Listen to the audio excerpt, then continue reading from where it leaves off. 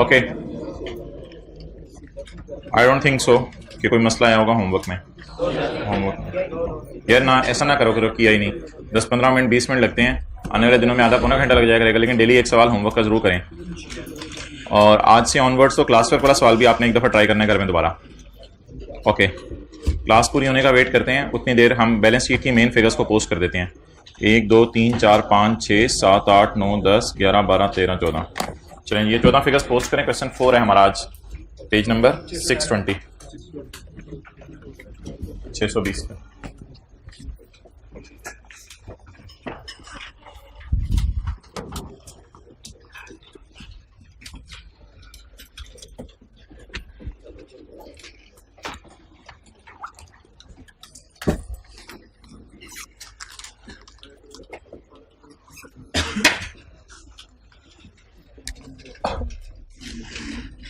इसमें टाइम ना लगाया करें, जल्दी कर दिया करें। Consolidated statement of as on 14 या 19 14 पीपी 460 और 200।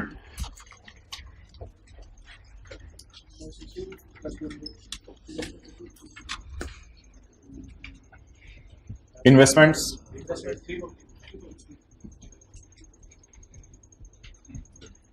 आज शायद उस तरह का मसला ना हो इन्वेस्टमेंट्स में। ओहो, adjustment account.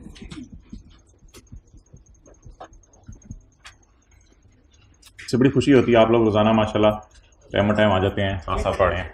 Investments 340।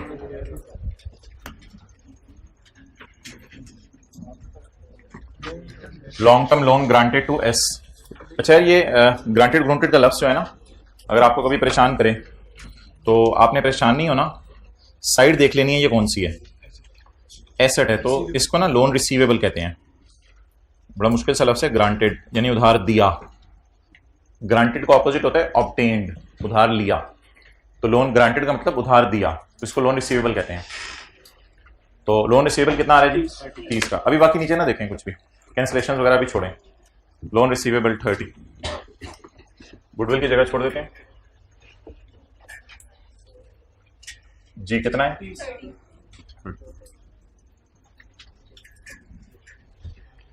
Current assets हैं 595 के और 400।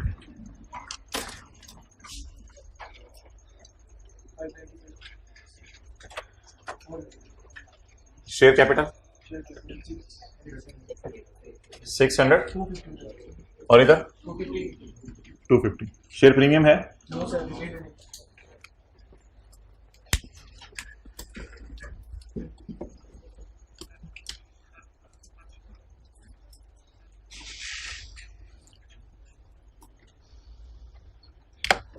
इसको वर्किंग 3 में ले जाएं दानिश, क्योंकि इसको बांटना नहीं है, और इसको वर्किंग 2 में ले जाते हैं क्योंकि इसको बांटना है।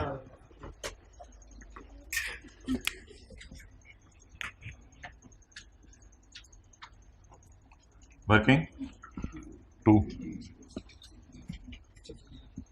सब्सिडरी रिटेन्ड अर्निंग में सब्सिडरी रिटेन्ड अर्निंग आती हैं, क्लोजिंग आती हैं, यानी जो बैलेंस शीट में नजर आ रही हो। और कंसोलिडेटेड रिटेन्ड अर्निंग में पेरेंट की रिटेन्ड अर्निंग आती हैं।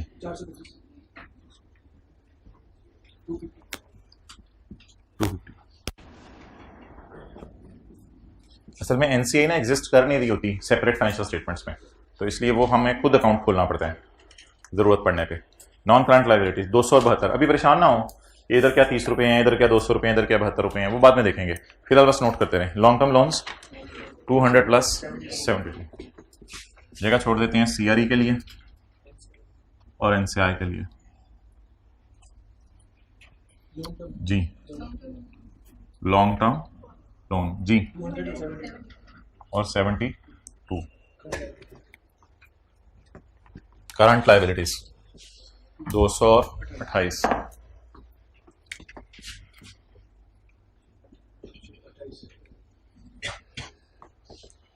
इधर रखो कैमरा, इधर लाना जरा।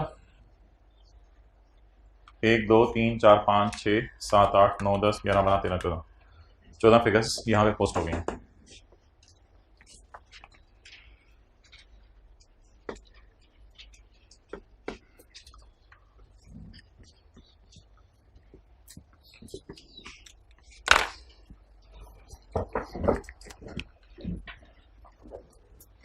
अच्छा भाई कैमरा इधर ले आओ।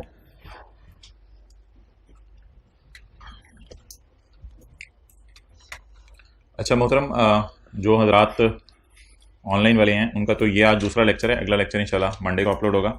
आपका दूसरा लेक्चर आज होगा। अच्छा, इसमें हम दूसरे लेक्चर में ना 2 सवाल करेंगे। एक ये इंटीग्रेटेड टॉपिक्स का सवाल है और चैप्टर है, ये आपको वॉल्यूम 2 में मिलेगा, अभी खोलने की ज़रूरत नहीं है। तो उसके अंदर हम एक सवाल करेंगे जैसे टेस्ट के अंदर सवाल आया था, ताकि टेस्ट का सवाल फिर डिस्कस ना करना पड़े। टोटल एसेट्स, लायबिलिटीज और प्रॉफिट दिया हुआ है और नीचे एक IAS 38 की एडजस्टमेंट है बस। तो उस IAS 38 की एडजस्टमेंट को हम लेंगे। रिसर्च कब शुरू हुई, डेवलपमेंट और ये सारा, लेकिन इसको ऑब्वियसली इसका इम्पैक्ट एसेट्स, लायबिलिटीज और प्रॉफिट पे देखेंगे। तो कोई गलत एंट्री अकाउंटेंट ने कर दी होगी, गलत एंट्री अकाउंटेंट ने कर दी होगी। These amounts have been capitalised and intangible, सबको अन्य व इंटेंजिबल में डाल दिया हुआ है। तो इसकी रेक्टिफाइंग एंट्री करके इसको यहाँ पे पोस्ट करना सीखेंगे। एक सवाल ये होगा, फिर ताकि IAS 38 की तरह एक पक्की रिवीजन हो जाए। फिर उसके बाद हम आगे मूव करेंगे बैठे बैठे। तो IAS 38 के अंदर जो है वो एक सवाल होगा हमारा, that will be Apple limited. ये पास पेपर का क्वेश्चन है वॉल्यूम 1 में, एप्पल लिमिटेड वाला सवाल। इसमें हमने एक सब्सिडरी को खरीदा है, तो उसके भी इंटेंजिबल्स आ रहे हैं, गुडविल वगैरह भी आएगी, और कुछ हमारे अपने इंटेंजिबल्स हैं, और कुछ रिसर्च एंड डेवलपमेंट में सेलेक्ट करनी है चीज़ें। तो हमने एक नोट बनाना है जो कंसोलिडेटेड बैलेंस शीट में, कंसोलिडेटेड फाइनेंशियल स्टेटमेंट्स में नजर आए। तो इसमें पेरेंट के भी एसेट्स होंगे, सब्सिडरी के भी एसेट्स होंगे। तो ये 2 सवाल इंशाल्लाह हम करेंगे, 1.5 घंटे में शायद हो जाएं, 1.5 पौने 2 घंटे में, जल्दी भी हो सकते हैं। टाइम इंशाल्लाह आपको क्लास के एंड पे बता दिया जाएगा। ऑनलाइन वालों के लिए मंडे को ये लेक्चर अपलोड होगा। तो अगला लेक्चर हमारा कंसोलिडेशन का नहीं है, ताकि ज़रा IAS 38 तो काफ़ी भूला है, वो रिवाइज हो जाए। वापस आ जाएंगे जितने। ओके चलें जी। जी बिल्कुल, फिजिकल वालों के लिए यूट्यूब पे ये वाली क्लास अगली अपलोड होगी। ओके, तो ये भाईजान आपको इन्फॉर्मेशन अवेलेबल है। इस इन्फॉर्मेशन की बुनियाद के ऊपर अब हमने सवाल को करना शुरू करना है। बड़ी ज़बरदस्त वो क्लास है ये जो मैंने आपको बताई, IAS 38 बड़ी अच्छी रिवीजन हो जाएगी, तकरीबन पूरा ही IAS 38 एक।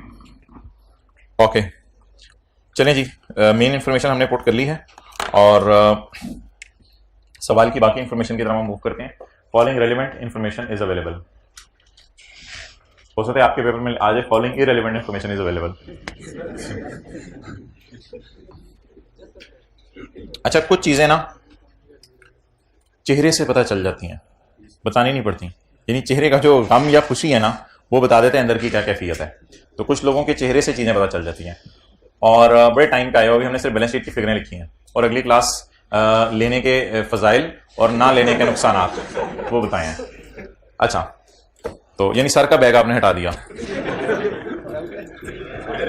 अच्छा, तो अब मोहतरम कुछ चीजें जो है ना कंसोलिडेशन करते हुए हमें चेहरे से पता चल जाया करेंगी, और कुछ चीजों के लिए हमें जो है वो दिल खंगालना पड़ेगा। इसको दिल को कहते हैं अदर इंफॉर्मेशन।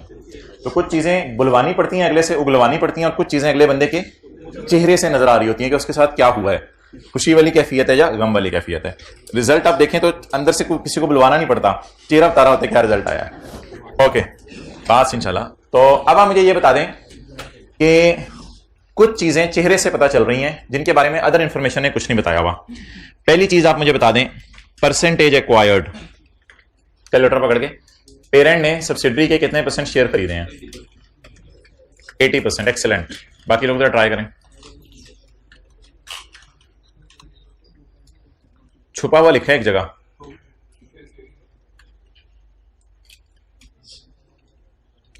जी मोहतरम,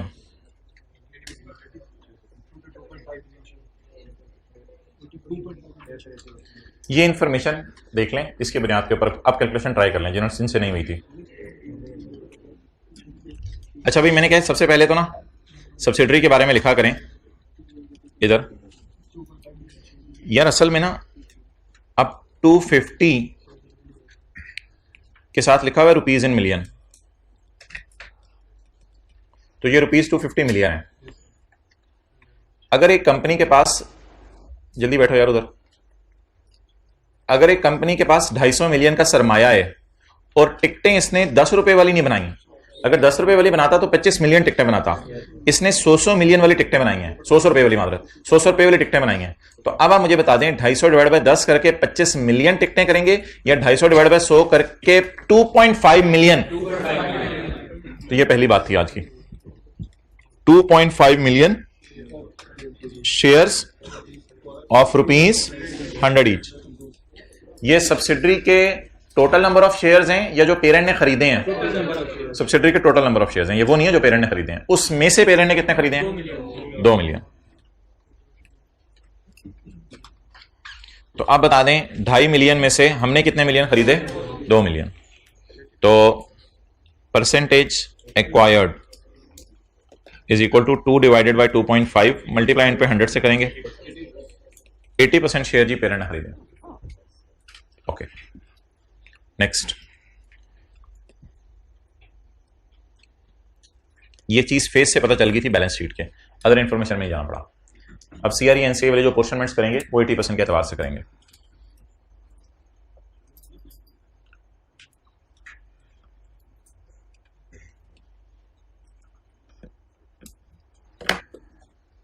ये जो 4 फिगर्स हैं इनको थोड़ा सा सोच लें।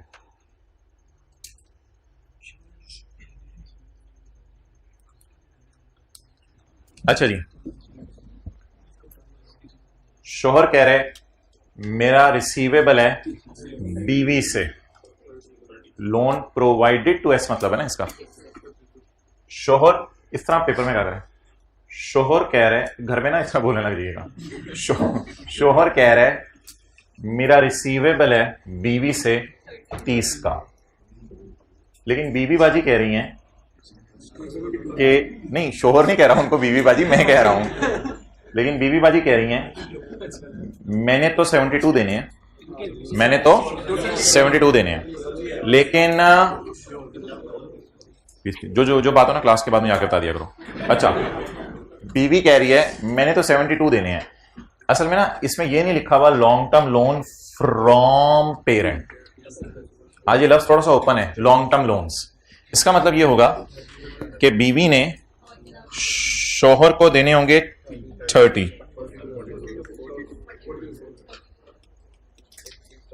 लोन फ्रॉम पेरेंट, और बाकी 42 की मुझे टेंशन नहीं लेनी।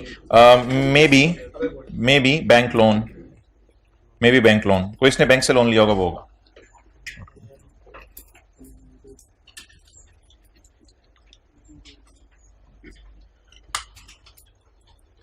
बबलू लेट क्यों हो गए? अच्छा, इसका मतलब जब ऑडिट की होती है तो उधर भी लेट जाते हो। ये लेट जाना एक आदत है जो बचपन तक नहीं छूटती, वो बड़े तक नहीं छूटती। चलें, अब आप मुझे बता दें जनरल एंट्री क्या बनेगी? कैंसलेशन। अभी स्काई ब्लू की मैंने बात नहीं की, अभी मैंने झंडे की बात की है, सबज झंडे की। मुझे बता दें कैंसिल क्या करूं, आपस के रिसीवेबल पेबल कैंसिल करूं या कोई और भी कर दूं? आपस के रिसीवेबल पेबल। तो working number 8, cancellation of loans, आपस के लोन्स। ठीक है जी। शोहर को बुलाएं, बुला के कान से पकड़ें, ये कान है इसका, कान से पकड़ के, ओए कंसोलिडेशन शुरू होने लगी है। अभी तक तुम दोनों अलग अलग थे, तो अगर तुम अलग अलग थे और घर में कोई भी नहीं था तो आप लोग कह सकते हो कि भाईजान शोहर कह रहे हैं मैंने बीवी से पैसे लेने हैं, बीवी कह रही है हाँ हाँ मैंने तुझे पैसे देने हैं, लेकिन भाईजान इस वक्त मेहमान आए हुए हैं, अगर तुम लोग ऐसी बातें करोगे तो तुम्हें शर्म नहीं आती? तो for the purpose of consolidation इन दोनों को एक इकोनॉमिक यूनिट अज्यूम किया जाएगा और इनको जवाब दिया जाएगा कि आपने आपस में पैसे लेने देने वाला काम खत्म करो, कॉन्ट्रा एंट्री करो। अब रिसीवेबल को मैंने कहा था पहले खत्म किया करें। शोहर को मनाएं कान से पकड़ के, शोहर तूने सलमा से पैसे नहीं लेने, बानो से पैसे नहीं लेने। वो निकनेम है, दूसरा वाला निकनेम है। अच्छा बोल दें loan receivable, loan receivable credit. बीवी ऑटो पे लगी होगी, वो कहेगी मैंने कौन से देने थे, तो इसकी किताबों में लोन किस साइड पे नजर आ रहा है? लाइबिलिटीज। लाइबिलिटीज खत्म कैसे होती हैं? लाइबिलिटीज अभी तो लाइबिलिटी क्रेडिट साइड पे नजर आ रही है, खत्म कैसे होगी? डेबिट करके।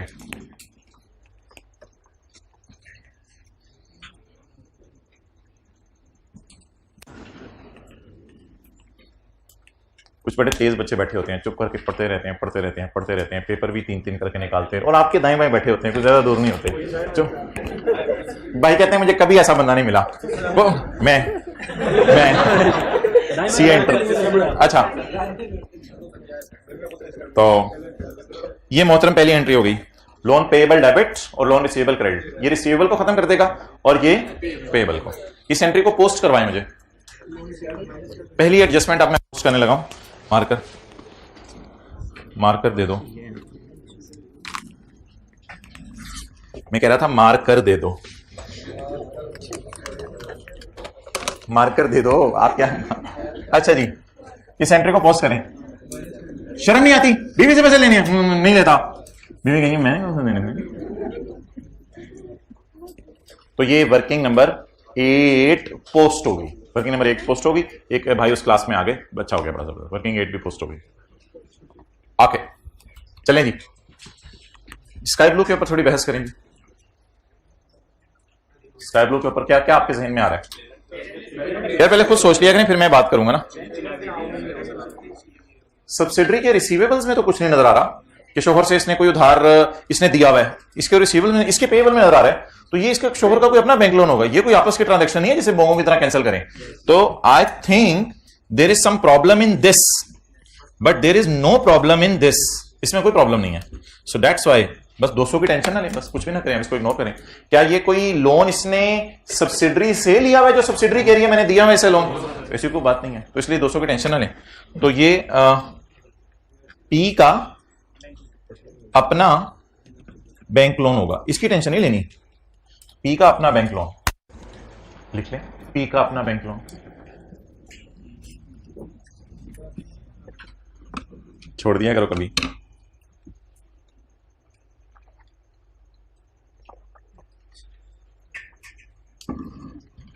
दानिश कमाल हो गई, जो डिजाइन आपकी शर्ट पे ऐसे ऐसे करके बना हुआ है वो पीछे वाले भाई की शर्ट पे ऐसे ऐसे करके बना हुआ है।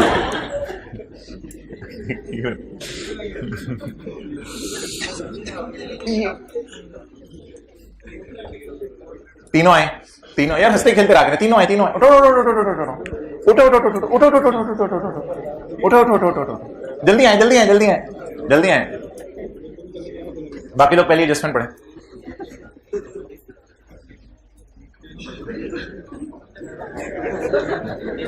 हाथ हिला रहे हैं अंदर, चलें। Okay, so is it a coincidence और इट वाज प्री प्लान्ड? चलें जी। Parent acquired the investments in subsidiary on यकम जुलाई 12, हमारे साल के पहले दिन या 2 साल पहले? 2 साल पहले। Parent acquired investments in subsidiary 2 साल पहले, व्हेन द रिटेन्ड अर्निंग वर 140। अब मेरे ख्याल से इस 140 को मैं एस करके यहां लिखूं तो आप कहेंगे बस कर दें, समझ आ गया है। एस करके यहां लिखूं 140 तो उसकी जरूरत नहीं है। तो ये पैसे सब्सिडरी में जान थी 140 किलो गोश्त था सब्सिडरी में 2 साल पहले। अब माशाल्लाह सब्सिडरी में गोश्त हो गया है 250 किलो। तो ये प्री रिटेन्ड अर्निंग है 140।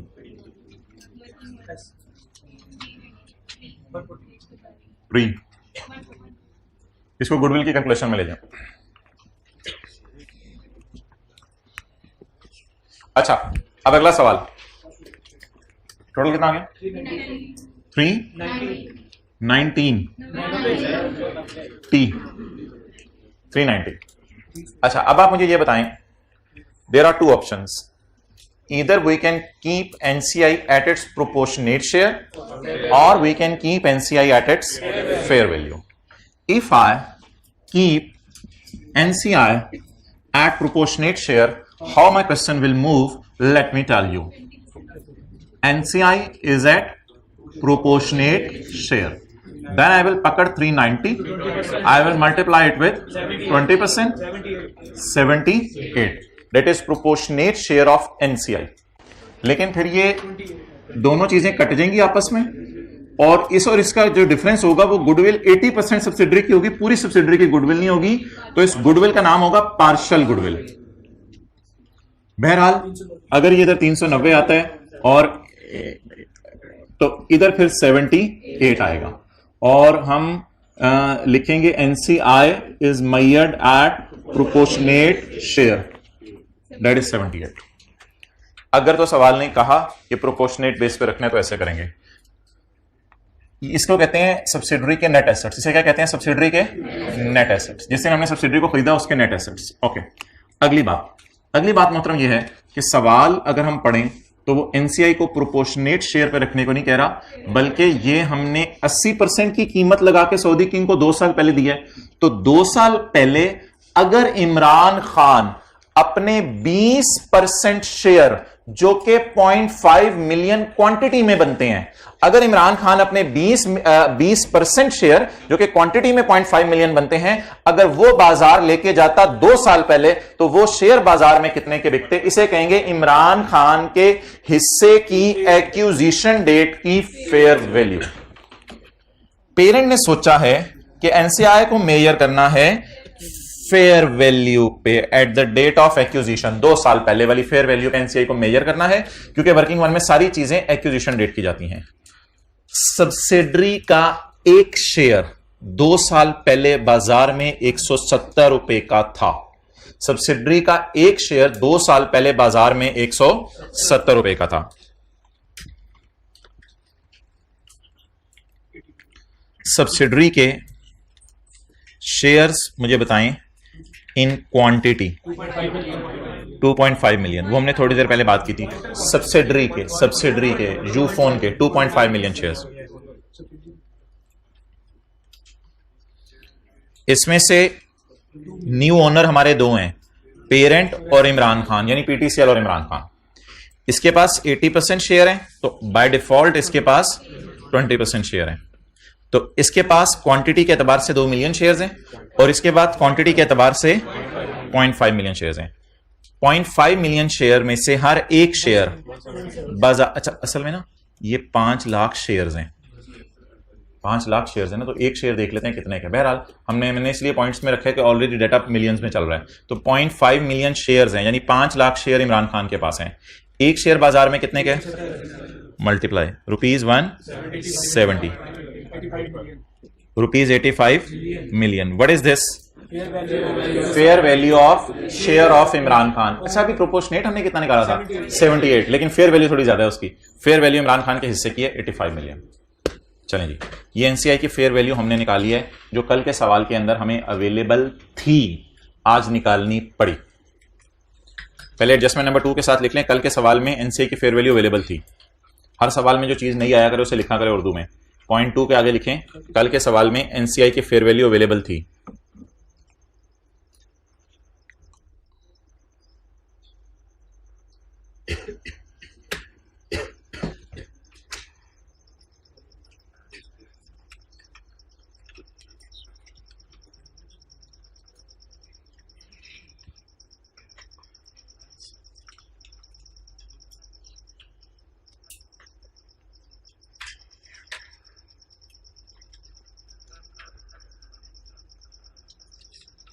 चलें जी, फेयर वैल्यू कितनी आ गई एनसीआई की? जी जी,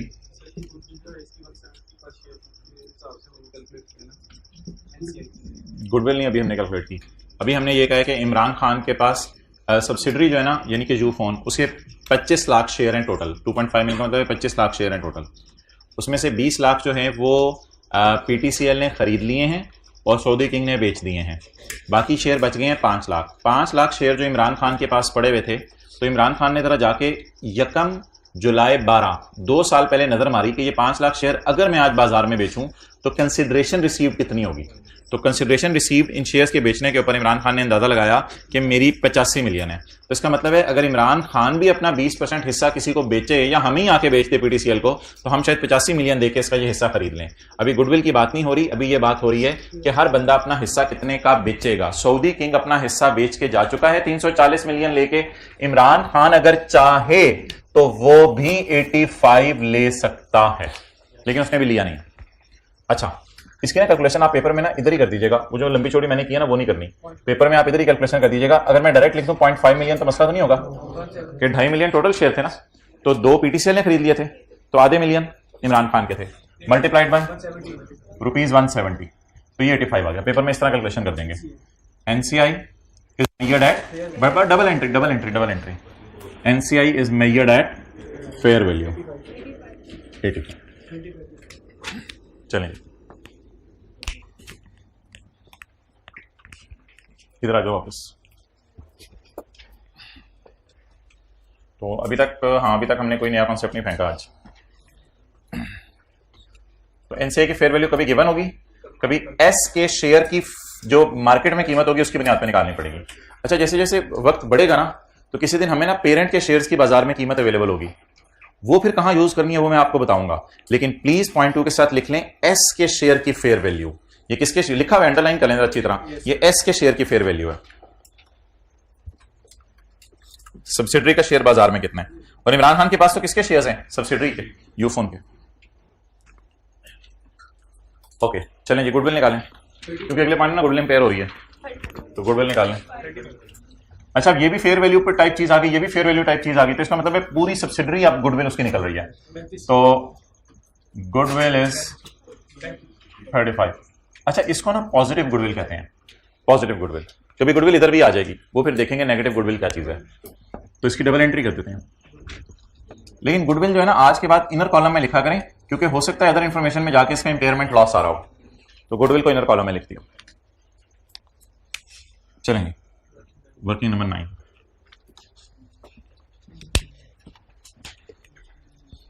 N impairment test has indicated that, एक इंपेयरमेंट टेस्ट हुआ है जिसने इंडिकेट किया है कि recoverable amount of goodwill as at our year end was only 15 million. कि कितनी जान रह गई है इसमें, 15 मिलियन की जान रह गई है। रिकवरेबल अमाउंट है, ये इंपेयरमेंट लॉस नहीं है, ये रिकवरेबल अमाउंट है।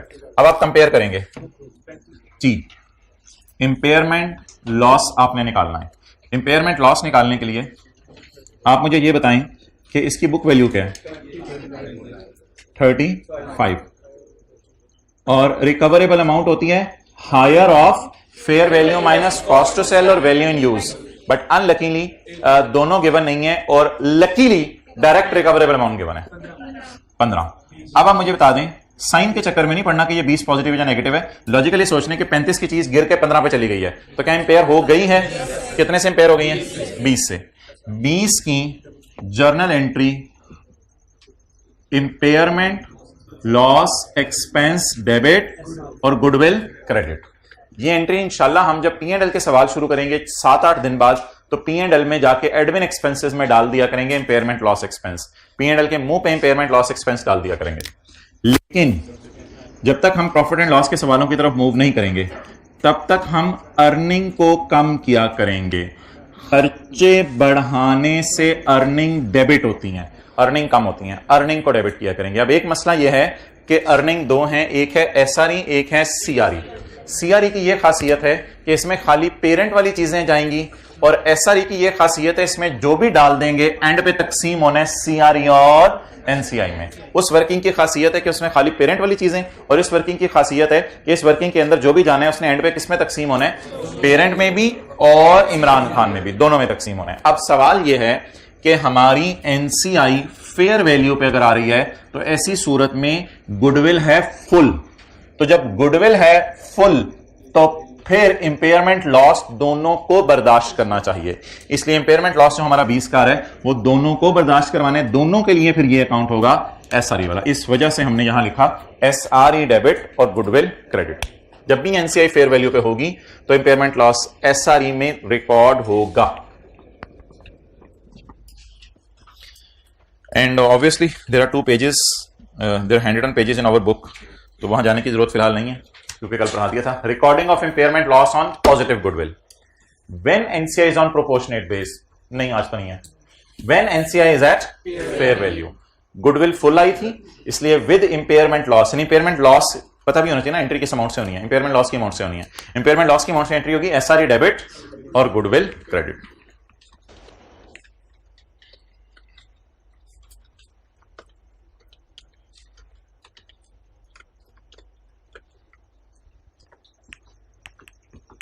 अमाउंट 20, ये वर्किंग 9 है हमारी। तो इंपेयरमेंट लॉस का लफ्ज़ इधर लिखा आपने, वर्किंग 9, एसआरई डेबिट और गुडविल क्रेडिट। और जब आप करेंगे तो फिर ये 15 पे आ जाएगी रिकवरेबल अमाउंट पे।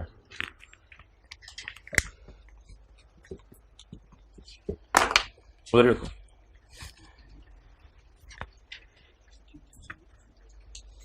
ओके चलें जी, आई होप सारे हज़रात तशरीफ ले आए हैं। बिस्मिल्लाहिर्रहमानिर्रहीम। हम शुरू करते हैं आज की पहली और आखिरी एडजस्टमेंट, जो कि नई चीज है। पेरेंट और सब्सिडरी आपस में एक दूसरे को गुड्स बेच रहे हैं। पेरेंट्स और सब्सिडरी आपस में एक दूसरे को गुड्स बेच रहे हैं। आपकी अन्नी अटेंशन चाहिए, कम से कम 20 मिनट। ओके,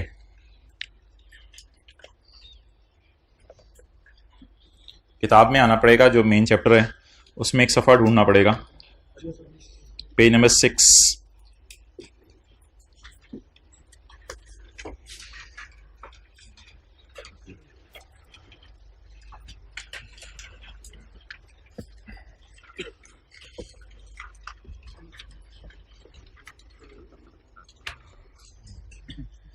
मोहतरम, आपने स्क्रीन की तरफ देखना।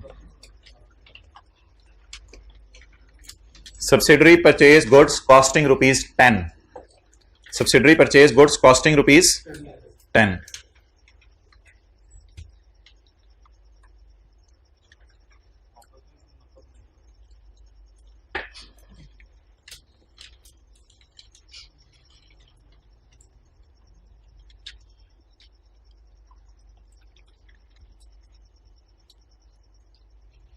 सब्सिडरी ने 10 रुपए के बिस्किट खरीदे इंग्लैंड से। बाहर के मुल्क से इसने 10 रुपए के बिस्किट खरीदे, 10 रुपए कॉस्ट पड़ी बाहर के मुल्क से। इंग्लैंड से इसने 10 रुपए के बिस्किट मंगवाए सब्सिडरी ने। Subsidiary purchase goods costing ₹10 and sold to parent for ₹12। यूफोन ने बाहर के मुल्क से बिस्किट मंगवाए। यूफोन ने कहा कॉलेज वाले बच्चे आजकल कर कोई नहीं रहे, मोबाइल इस्तेमाल करना ही लोगों ने छोड़ दिया है, बड़ा रेयर इस्तेमाल करते हैं मोबाइल, तो इसलिए ऐसा करो कि यार कोई और काम हल्का फुल्का साथ शुरू कर दो। तो बिस्किट बेचने का कारोबार शुरू कर दिया। सब्सिडरी ने 10 रुपए की चीज खरीदी और पेरेंट को 12 रुपए की बेची। पेरेंट को कितने की बेची? टेंशन चाहिए आपकी बस। पेरेंट को 12 रुपए की बेची। पेरेंट को प्रॉफिट डाल के बेची। प्रॉफिट डाल के बेची। शायद ये प्रॉफिट कॉस्ट पर 20% बनता है, यानी 10 का 20% ₹2, तो कॉस्ट पर प्रॉफिट डाल के इसने पेरेंट को बेच दी। इसे कहते हैं आपस की सेल। 12 रुपए को कहते हैं आपस की sale. Parent sold the goods in the same year for ₹15 और पेरेंट ने आगे किसी को चीजें बेच दी। कितने की जी? 15 की पेरेंट ने आगे किसी को चीजें बेच दी। क्लियर हो गया? अब आप मुझे बताएं कि इनकी सेपरेट फाइनेंशियल स्टेटमेंट्स में इनकी अकाउंटिंग कैसे होगी। एक एक करके आपने मुझे एंट्रीज करवाते जाना है। Subsidiary purchase goods costing ₹10। Subsidiary entry करेगी परचेज डेबिट कैश क्रेडिट, 10 रुपए की entry. Purchase debit cash credit, purchase debit cash credit, बस खत्म करो यार, आसान रखो बात को। सब्सिडरी क्या एंट्री करेगी जी? बोले परचेज डेबिट और कैश क्रेडिट। कितने रुपए से? 10 रुपए से। स्क्रीन की तरफ देखना आपने, purchase debit cash credit. And sold goods to parent for 12। फिलहाल सब्सिडरी की बुक्स में नहीं। Cash debit sale credit, cash debit और सेल क्रेडिट। कितने रुपए से? 12 से।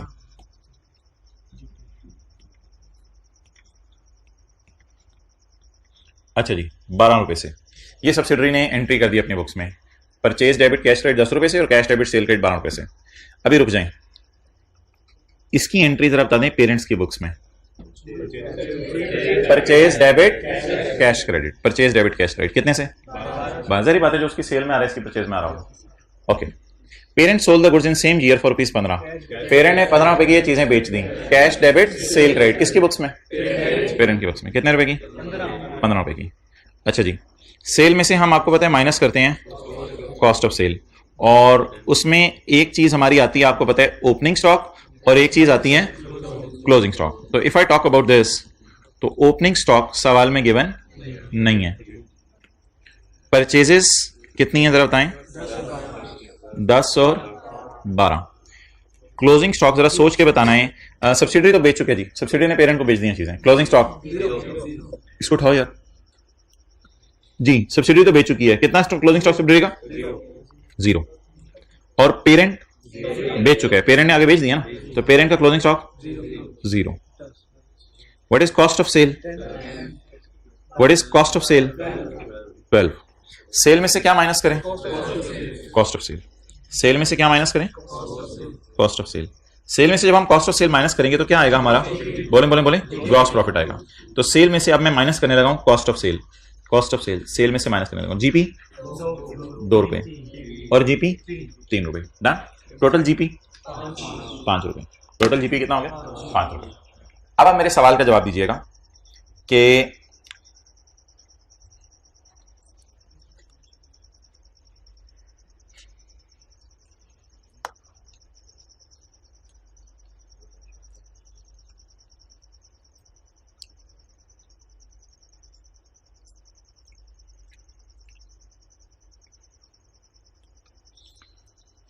अगर मैं इनको एक समझ लूं,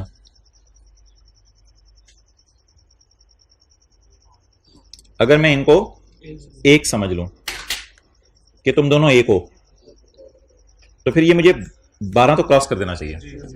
ठीक है जी। बीवी ने कितने की चीज खरीदी? 10 की। बीवी ने जर्मनी से, यानी सब्सिडरी ने जर्मनी से, यूफोन ने जर्मनी से 10 रुपए का बिस्किट मंगवाया। यूफोन ने पीटीसीएल को 12 रुपए में बेचा और पीटीसीएल ने सर आसिफ को कहा, सर आप इंपोर्टेड बिस्किट पसंद करेंगे? सर ने कहा जरूर, एक दफा तो मैं ट्राई करूंगा, इसको जरा मुझे दे दो। और 15 रुपए का इंपोर्टेड बिस्किट, अंदर कितने? उन्होंने कहा एक बिस्किट ही है, 15 रुपए वाला तो एक ही होगा। तो ठीक है यार, दे दो, ट्राई करते हैं। तो अब मुझे आप बता दें कि ग्रुप को कितना प्रॉफिट आया। सर्कल के अंदर नहीं देखना, ग्रुप को कितना प्रॉफिट आया? 5।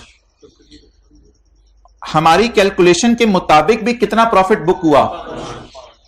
जब पेरेंट सब्सिडरी को या सब्सिडरी पेरेंट को चीजें बेचे और वो आउटसाइड वर्ल्ड में किसी को बेच दे, तो ऐसी सूरत में जो हमारी किताबों में प्रॉफिट रिकॉर्ड सेपरेट में हुआ होगा वही असूली तौर पे होना चाहिए था। इस सूरत में पेपर में कंसोलिडेशन की कोई एडजस्टमेंट रिक्वायर्ड नहीं होगी। अगर पेरेंट या सब्सिडरी एक दूसरे को चीजें बेचें और वो दूसरा आगे किसी और को बेच दे, तो हमने देखा कि इनको एक समझ के भी प्रॉफिट 5 रुपए आ रहे हैं। 10 वाली चीज 15 में बेच दी ना, इन दोनों ने मिलकर बेची है, इन दोनों ने मिलकर बेची है। 10 ने, वैसे सब्सिडी ने 2 रुपए कमाए थे पहले, 10 और 12, और फिर पेरेंट ने 3 रुपए कमाए, 12 और 15 का डिफरेंस, टोटल प्रॉफिट कितना कमाया? 5। इन्होंने क्या बाहर की दुनिया से अगर ये सब्सिडरी डायरेक्ट सरासे को भेज देती तो भी कितना कमाती? 5। अभी दोनों ने मिलजुल के भी कितना ही कमाया है? 5 ही कमाया। 10 वाली चीज 15 में बेच दी है, तो 10 वाली चीज जब 15 में बेच दी तो क्या आउटसाइड वर्ल्ड को डाल के चीज बिक गई? तो जब बिक गई तो इसका मतलब है प्रॉफिट आया भी कितना? डायग्राम के जरिए 5। Considering them as a single economic unit, overall profit group को कितना आना चाहिए? 5। और सेपरेट फाइनेंशियल स्टेटमेंट्स का प्रॉफिट अगर जमा करें तो भी कितना आ रहा है? 5। There is no consolidation adjustment required. अगले सफे पे लिखा हुआ है इलस्ट्रेशन नंबर 1 का कंक्लूजन। अगले सफे पे इलस्ट्रेशन 1 का कंक्लूजन लिखा हुआ है। Subsidiary purchase goods for 10, parent sold goods for, overall profit is which can be cross checked through adding GP of.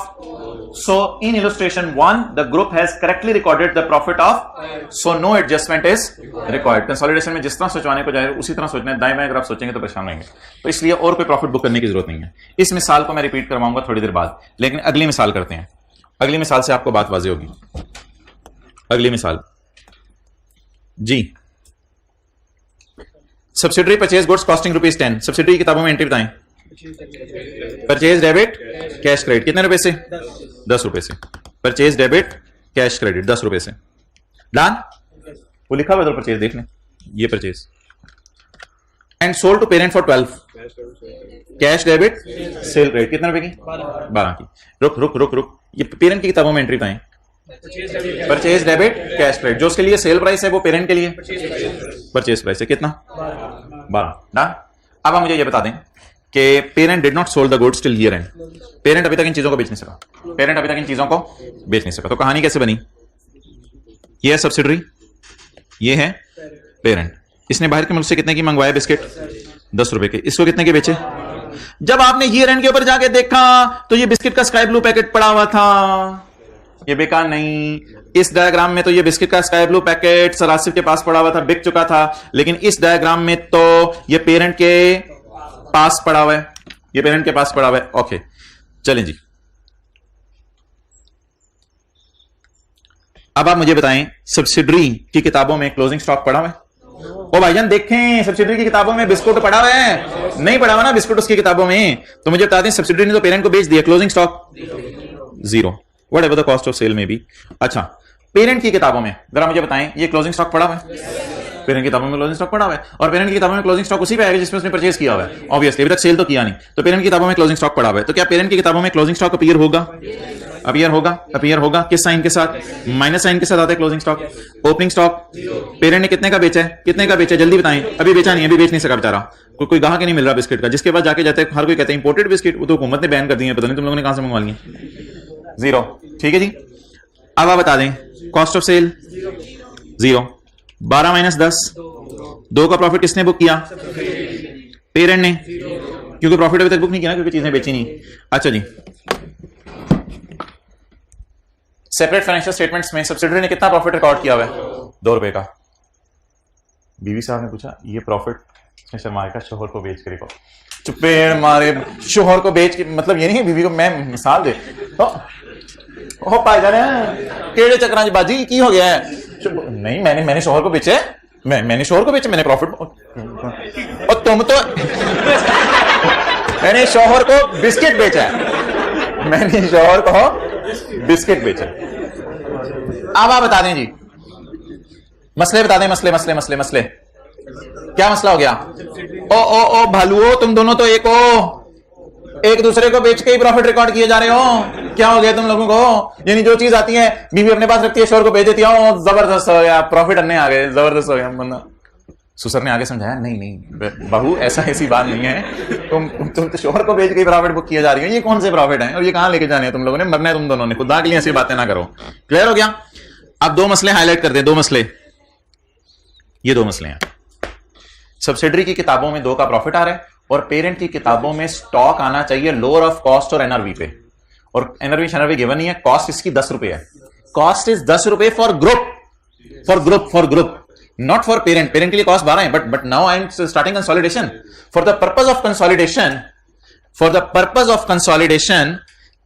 You both are एक, इफ यू बोथ आर एक then the cost is not 12, then ये है highlight हो रही है कटन दी बजाय, then the cost is not 12 if you both are एक। Try to feel you are me, you are शौहर, you are एक। if you are feeling that you are एक, then it is nothing. What is your real cost? 10। आपकी cost क्या है? आपकी से मुराद biscuit की कॉस्ट क्या है? 10। अब आप मुझे बता दें 2 मसले सिर्फ बता दें। सब्सिडरी ने सेपरेट फाइनेंशियल स्टेटमेंट में 2 रुपए का प्रॉफिट बुक कर लिया जो एसआरई में पड़ा होगा। ये क्या बोल रहे हैं सर आप, एसआरई में पड़ा होगा? यार सब्सिडरी के प्रॉफिट्स यही है ना, सब्सिडरी के प्रॉफिट्स यही है ना। सब्सिडरी ने 2 रुपए का प्रॉफिट बुक कर लिया, सब्सिडरी का प्रॉफिट तो सब्सिडरी की बैलेंस शीट में रिटेन अर्निंग में जाएगा ना। तो ये 2 रुपए किसकी किताबों में पड़ा होगा?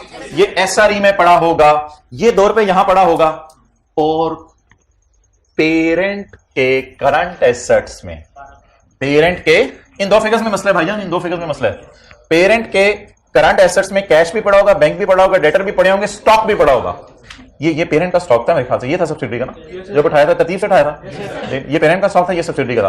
पेरेंट के स्टॉक में कितने रुपए पे स्टॉक पड़ा होगा? 12 रुपए पे। असूली तौर पे अगर ये दोनों एक हैं तो व्हाट इज द कॉस्ट? 10। तो ये 12 पे पड़ा हुआ है, तो यहां कितना होना चाहिए?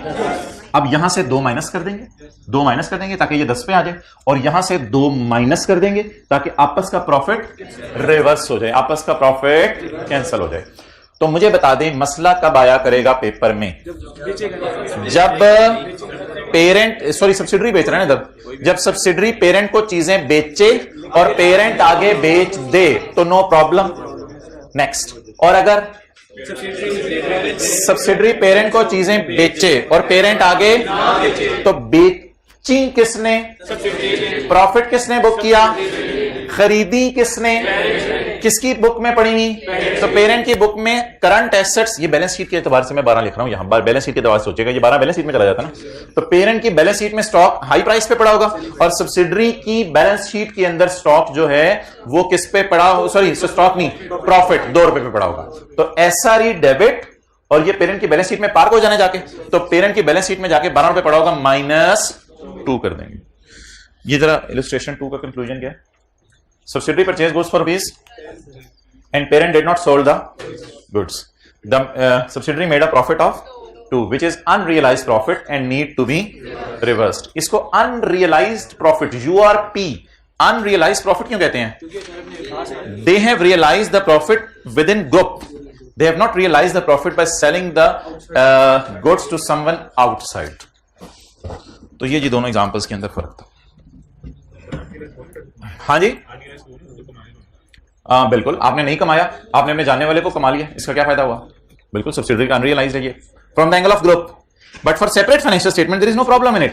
इन separate financial statement you can record this profit, but जब कंसोलिडेटेड फाइनेंशियल स्टेटमेंट लाने लगेंगे then needs to be reversed. Okay, हाँ जी, अच्छा भाई, अब एक चीज बताइएगा, ये जो 2 रुपए की एंट्री है, आपने कॉस्ट पकड़ी है 10 रुपए, सेल प्राइस पकड़ी है 12 रुपए, या 2 रुपए का प्रॉफिट पकड़ा है। ये एंट्री प्रॉफिट से होनी है। ये एंट्री किससे होनी है? जैसे अभी रिकवरेबल अमाउंट भी थी, बुक वैल्यू भी थी, हमने इंपेयरमेंट लॉस निकाल के एंट्री की थी, तो इसी तरह इधर कॉस्ट है 10 रुपए, सेल प्राइस है 12, प्रॉफिट कितने? ये एंट्री प्रॉफिट से हुआ करेगी। ये एंट्री किससे हुआ करेगी? प्रॉफिट से हुआ करेगी। अच्छा, मुझे बताएं, पेपर में इतना आसान सवाल आया करेगा कि पेरेंट ने सब्सिडरी को चीजें बेच दी, सॉरी सब्सिडरी थी ना इधर, सब्सिडरी ने पेरेंट को चीजें बेच दी और पेरेंट आगे नहीं बेच सका। नहीं, इस तरह का आसान सवाल तो नहीं होगा। पेपर में कैसा सवाल होगा कि 5-6 चीजें बेची थी, उसमें से पेरेंट ने 2-4 बेच दी, कोई 1-2 उसके पास पड़ी रहेगी, तो उसमें फिर हमें दोनों कॉन्सेप्ट अप्लाई करने पड़ेंगे या एक कॉन्सेप्ट अप्लाई करना पड़ेगा? उसमें हमें एक कॉन्सेप्ट अप्लाई करना पड़ेगा। हमें सिर्फ पहले में तो कुछ करना ही नहीं, हमें क्या सोचना पड़ेगा कि टेंशन किस चीज की है? जो चीजें बेच दी पेरेंट ने आगे, या अभी तक पेरेंट के पास पड़ी नहीं है। ओके,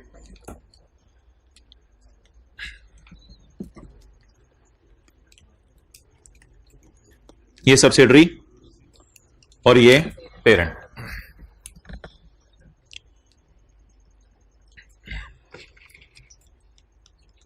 नौ बजे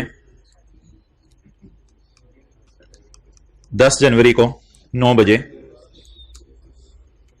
इसने ट्रक लोड किया और ट्रक लोड करके इसमें 5 चीजें डाली। ट्रक का मुंह इधर था, वो इधर किया और किसकी तरफ रवाना कर दिया?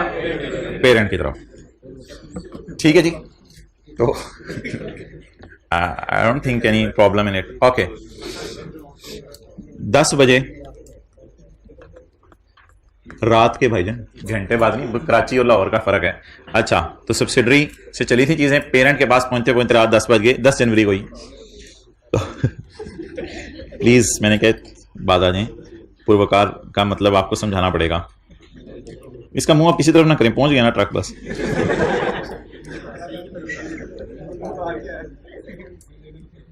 अच्छा जी, अब पेरेंट के पास ये पहुंच गया।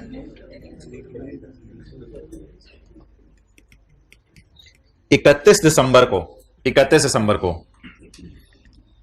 आप गए पेरेंट के पास, तो पेरेंट का जब स्टॉक काउंट किया तो ये वाली दोनों चीजें, ये तो फिर उधर से गायब हो जाएंगी,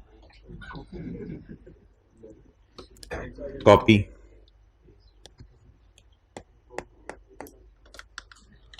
पेस्ट। ये वाली जो दोनों चीजें थी ना, आइटम नंबर ये पीला वाला, ये पिनक वाला, ये सब्ज वाला, ये काला, लाल नहीं, ये 2 आइटम्स अभी तक किसके पास पड़े हुए हैं? मसला इन 2 का है। बिस्मिल्लाह रहमान रहीम पढ़ के बोले, बिस्मिल्लाह पढ़ के बोलना था, पढ़ेगा। मसला किसका? सिर्फ इन 2 का है, क्योंकि बैलेंस शीट डेट के ऊपर कितना स्टॉक पड़ा हुआ है? 2। What is unsold? 532। What is sold? नहीं, पहले मैं सब्सिडरी के एंगल से बात करने लगा हूं। व्हाट इज सोल्ड और सेंट? 5। कितने भेजे? 5 में से अनसोल्ड 2। बस हम इस तरह देखा करेंगे, भेजने वाले ने कितने भेजे? 5। मिलने वाले के कितने नहीं बिक सके? ये जो 2 आइटम्स है ना, इनका हम नाम रखा करेंगे अनसोल्ड, और अनसोल्ड का क्या निकाला करेंगे? प्रॉफिट। और ये वाला जो सवाल है ना, इसमें भेजने वाला कौन है? तो प्रॉफिट किसने बुक किया है? तो प्रॉफिट रिवर्स कौन करे? सब्सिडरी। और दूसरे की किताबों में क्या खत्म करना पड़ेगा? स्टॉक। नोट कर लें, बंदा तो नहीं रखा हुआ नोट करने के लिए। वो पीएनएल के एंगल में बात करेंगे हम, पीएनएल के फॉलो में, इसमें हम सेल भी कैंसिल करेंगे। मसला सिर्फ अनसोल्ड स्टॉक का है। स्काई ब्लू वाले और ग्रीन वाले और डार्क ब्लू वाले का क्यों नहीं मसला? वो तो पेरेंट ने बेच दिया आगे। तो ये इलस्ट्रेशन 2 टाइप चीज है, कोई येलो और ब्लैक।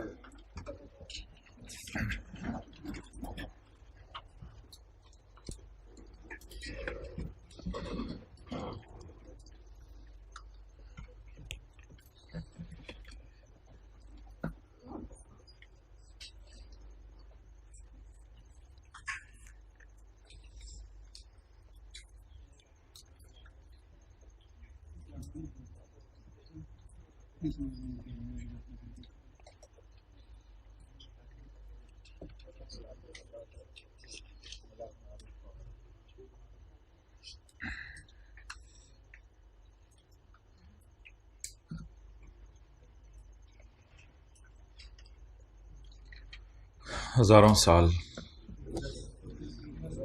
नबी से तिब्बे नूरी पर होती है, फिर होता है आप जैसा पैदा।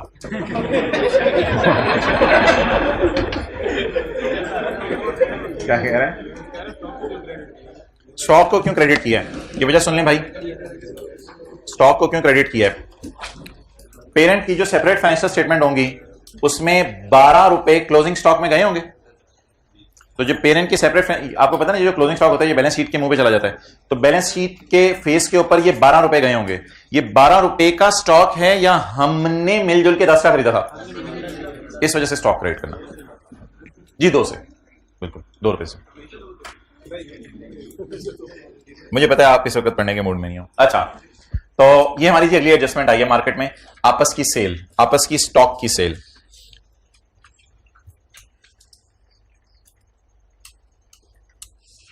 Hand written pages, page number 1 भी आज मैंने निकालना है, मैंने आपको मार्कअप मार्जिन की रिवीजन करानी है जो मैंने आपको कहा था, और पेज नंबर 2 भी।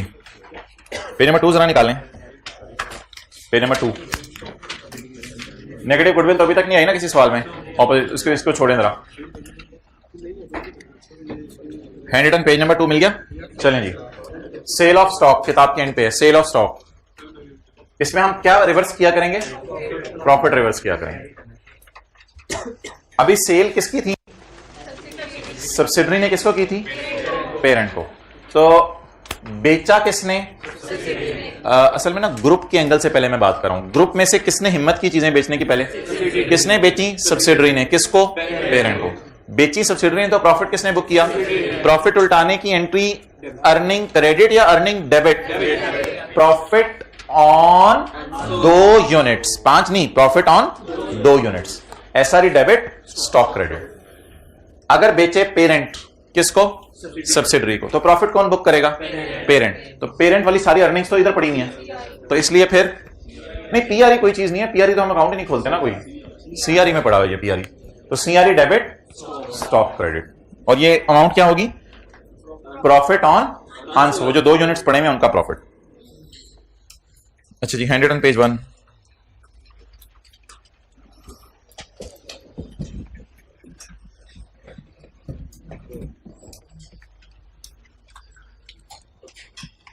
अच्छा, इससे पहले ना हैंड रिटन पेज 1 से में कहीं बेशक ये नोट कर लीजिएगा, इससे पहले जरा 2 एग्जांपल्स कर लें छोटी छोटी।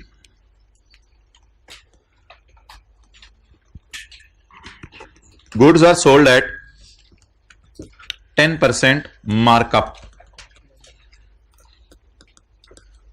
और सेल प्राइस है चीज की 200 रुपए। सेल प्राइस है चीज की 200 रुपए। अब हमने क्या करना है? अब मैं कहता हूं मिसाल के तौर पे मैं डेटा पुट करता हूं और आपसे पूछता हूं कि प्रॉफिट इसका कितना है। इसका प्रॉफिट मैंने निकालना है। इक्वेशन बनेगी cost plus profit is equal to cell. अच्छा जी, goods are sold at 10% markup. Markup होता है कॉस्ट पे, तो कॉस्ट को एज्यूम करेंगे 100 रुपीज और प्रॉफिट इस पे 10% डाला तो सेल प्राइस 110। ये हमारी बन गई बेसिक इक्वेशन। अब सवाल में अगर गिवन है सेल तो उसको डिवाइड कर देंगे 110 से, और अगर सवाल में गिवन है कॉस्ट तो उसे डिवाइड कर देंगे 100 से, लेकिन सवाल में गिवन है सेल प्राइस। तो अब आप मुझे बता दें, अगर मैं प्रॉफिट निकालना चाहूं तो 500 रुपए कितने परसेंट पे पड़े हैं? 110 पे। मुझे कॉस्ट चाहिए तो 100 से मल्टीप्लाई कर दूं, और अगर प्रॉफिट चाहिए तो 10 से मल्टीप्लाई कर दूं। इसे कहते हैं required amount is equal to given amount divided by given amount percentage multiplied by required amount percentage. ये 10 और 110 परसेंटेज में है और 500 रुपीज में है जी, ₹45। ये हो गया goods are sold at 10% markup. तो सेल प्राइस से हमने क्या निकाल लिया? प्रॉफिट। लेकिन अगर ऐसे लिखा होता goods are sold at 20% margin और सेल प्राइस है मिसाल के तौर पे 800 रुपए, तो आपने निकालना है प्रॉफिट। चलें जी, अब इक्वेशन क्या बनेगी? Cost plus profit is equal to sale. Cost plus profit is equal to cell. अच्छा जी,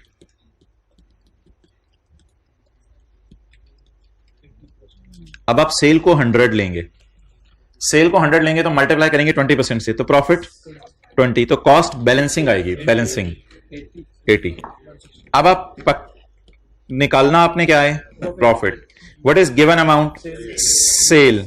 what is given amount, percentage. What is required amount, percentage, is equal to 160।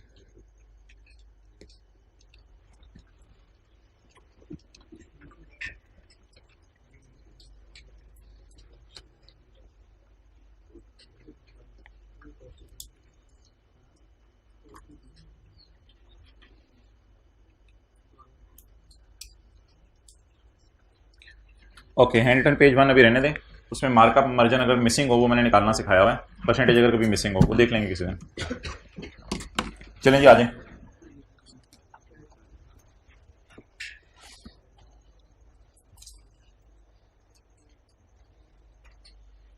Now अच्छा, अब आपको जो होमवर्क मिला करेगा ना, वो होमवर्क कम्युलेटिव मिला करेगा, यानी उसमें जो पिछली एडजस्टमेंट्स हमने क्लासों में पढ़ ली होंगी वो भी हुआ करेंगी होमवर्क में, और आज वाली भी हुआ करेगी।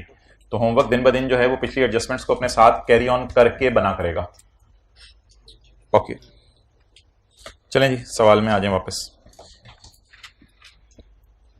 भाई ये भी टाइप करवा देना दानिश, अगली दफा बुक में डाल दो हैंडरिटन पेज।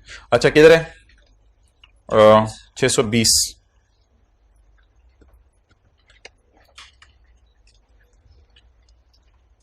जी मोहतरम, intercompany transactions during the year are as follows.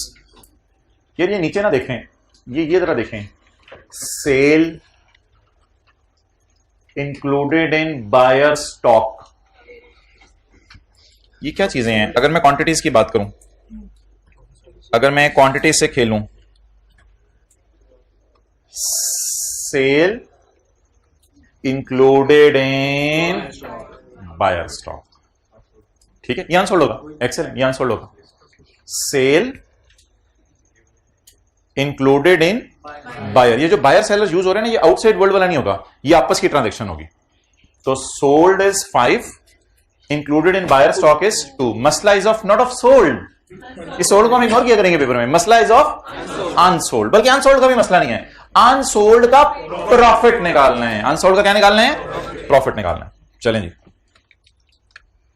अब भाईजान मुझे बता दें, वैसे तो ये रुपीज हैं, लेकिन मैं समझने के लिए क्वांटिटीज के एतबार से आपको बताता हूं। सब्सिडरी ने पेरेंट को शायद 120 कार्टन या 120 एसी भेजे। पेरेंट ने, सब्सिडरी ने पेरेंट को 120 चीजें भेजी और अभी तक बेचारा पेरेंट 75 बेच नहीं सका। मसला किसका है? 120 का 75 का? 75 का। ये वाली लाइन मगर पेपर में हम इससे फारिग किया करेंगे। मसला किसका? सिर्फ 75 का। और आगे क्या दी हुई है? परसेंटेज। कॉस्ट पे या सेल प्राइस पे? ये जो कॉस्ट पे होते हैं ना, इससे कहते हैं मार्कअप, और जो सेल पे होते हैं उसे मार्जिन कहते हैं। चलें जी, लेट्स स्टार्ट, वर्किंग करें। पहले P2S वाली और फिर S2P वाली।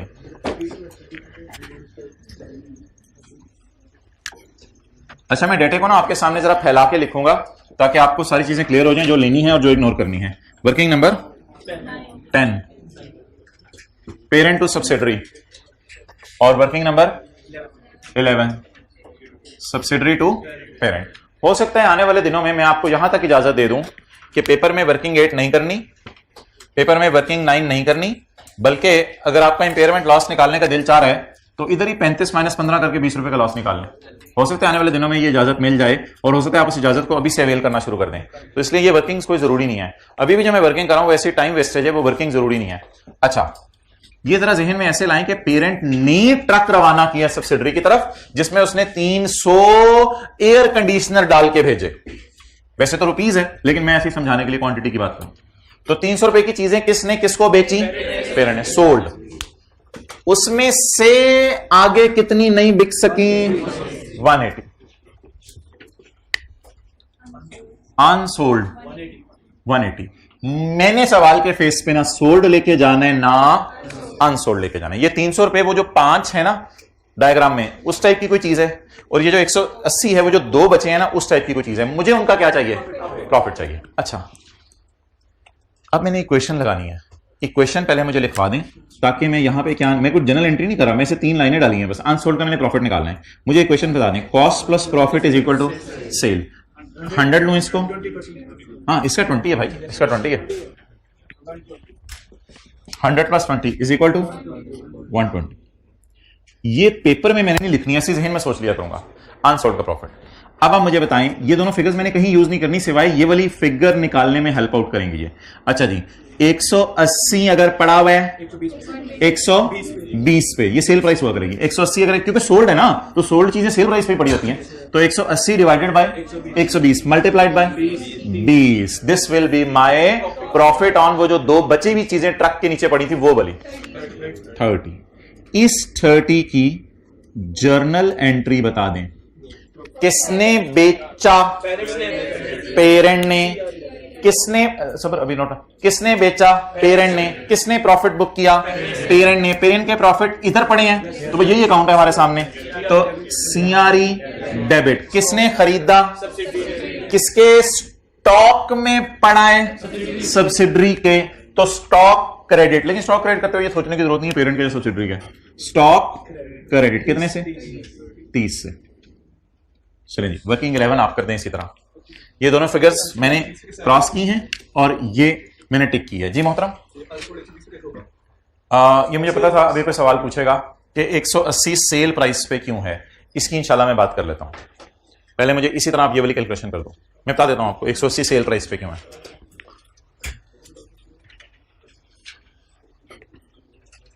S2P वाली कैलकुलेशन करें।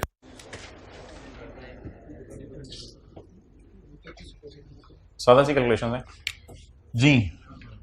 सब्सिडरी ने कितने की चीजें भेजी थी? 120 की। बेचारा पेरेंट आगे कितने की नहीं बेच सका? 75 की। मसला ना सोल्ड का ना अनसोल्ड का है, सवाल के मुंह पे जो जाना है वो अनसोल्ड का प्रॉफिट जाना है,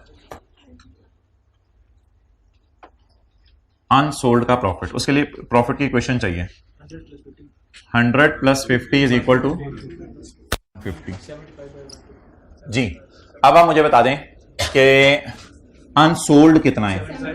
ये हमेशा सेल प्राइस पे पड़ा होगा, आपके सवाल का जवाब मैं दूंगा अभी। ये हमेशा सेल प्राइस पे पड़ा होगा 150, वजह ये सेल है इंटू 50 20। इस 25 की सिर्फ जनरल एंट्री करनी है आपने। किसने बेचा? सब्सिडरी ने। प्रॉफिट किसने बुक किया? सब्सिडरी ने। दूसरा स्टॉक में एंट्री डाल दें, एसआरई डेबिट और स्टॉक या इन्वेंट्री क्रेडिट 25 से, और ये एंट्री 30 से।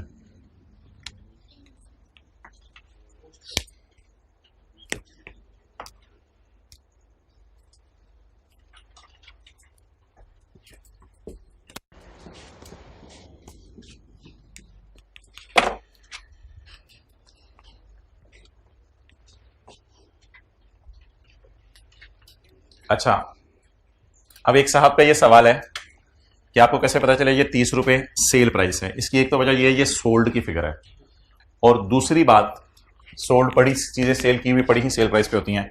और दूसरी बात हमारी मेन डायग्राम में अगर आप वापस आए तो असल में ये जो बायर स्टॉक में फिगर पड़ी होती है ना 12 वाली, ये 12 वाली फिगर सवाल में हमें दी हुई थी। ये जो बायर स्टॉक वाली फिगर है ना वो ये 12 वाली है। असल में जो बायर स्टॉक में चीज पड़ी होती है ना वो ऑलरेडी पिछले ने प्रॉफिट डाल के बेची होती है, तो वो सेल प्राइस पे पड़ी होती है। तो असल में वो ऑलरेडी सेल प्राइस पे पड़ी होती है। 10 रुपए वाली चीज 12 रुपए की बेची तो ये सेल प्राइस पे पड़ी है। तो बहरहाल इस तरह ज्यादा सोचने की जरूरत नहीं है, सादा सी बात बताएं। स्टेप्स टू बी इन्वॉल्व, कितने की चीजें बेची, उनमें से कितने की पड़ी रह गई। पड़ी रह गई चीजें हमेशा सेल प्राइस पे पड़ी होंगी, इनको सेल प्राइस से डिवाइड करना है और प्रॉफिट परसेंटेज से मल्टीप्लाई करना है। जो जवाब आएगा, अगर बेचने वाला पेरेंट है तो सीआरई डेबिट, और अगर बेचने वाली सब्सिडरी है तो एसआरई डेबिट। चलें जी टोटल्स करते हैं, एंट्रीज पोस्ट करवा दें। P2S की एंट्री करवाएं। ये कौन सा वाला स्टॉक होगा? P2S का, तो प्रॉफिट रिवर्स हो रहा होगा ऑन अनसोल्ड स्टॉक। इतनी तफसील तो पेपर में शायद हम लिखे ना, लेकिन आज लिख लेते हैं। P2S वाला होगा तो CRE डेबिट 30 और स्टॉक क्रेडिट कितने से? स्टॉक कहां पड़ा होगा? करंट एसेट्स में। SRE डेबिट कौन सा वाला स्टॉक? S2P वाला। Profit reversal, profit reversal earning को कम कर देगी। प्रॉफिट इसमें पड़ा होगा ना, जो सब्सिडी ने स्टॉक बेचा हुआ उसका प्रॉफिट इधर पड़ा होगा, तो 25। SRE debit and stock credit. इस अकाउंट का कैरेट ऑन आता है या सब्सिडरी का प्रॉफिट इमरान खान और पेरेंट को बांट दिया जाता है। इसका प्रॉफिट इमरान खान और पेरेंट को बांट दिया जाता है जी। CRE और NCI जी कितना था इंटू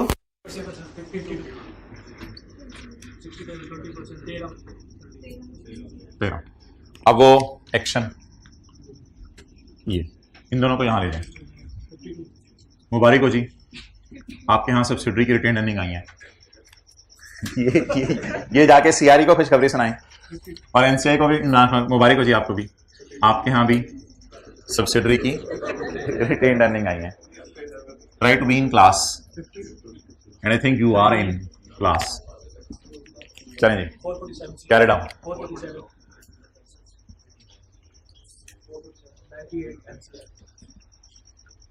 NCI बोल दिया करो आज के बाद,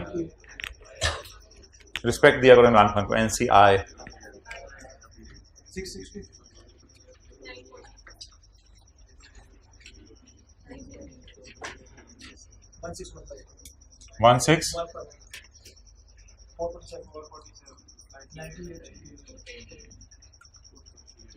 220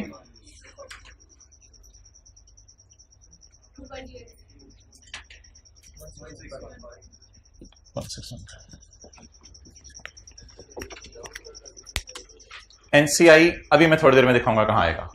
आज जादू वो होगा जो सर चढ़ के बोले। ये क्या पाँव में फिरता रहे जादू, सर चढ़ के बोलना चाहिए।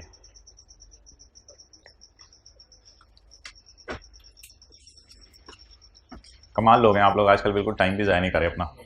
2-3 महीने को बड़ा इफेक्टिवली आप जो है वो यूज़ कर लें, इंशाल्लाह बड़ा ही फ़ायदा हो जाएगा। वरना ऐसे ही वो वही किताब दोबारा उठाने को दिल नहीं जाता फिर बनेगा। तो हिम्मत करें, हौसला करें, और अगर कभी खुदा ना खास्ता किसी का साथ हो गया तो आइंदा इंशाल्लाह कोशिश करें कि ऐसा ना हो। बस रोज़ाना आते रहा करें, टेस्ट को एज अ चैलेंज लिया करें और फिर अगले टेस्ट में बेटर परफॉर्म करने की कोशिश करें। और जब टेस्ट का सोल्यूशन आपको चेक होकर मिले तो आप कंपेयर किया करें कि मार्क जो सोल्यूशंस में थे वो सोल्यूशन क्या था और मैंने सोल्यूशन में क्या किया, तो कहाँ कहाँ मैंने दही बनाई। लगे रहें, बस लगे रहें, लगे रहें, लगे रहें।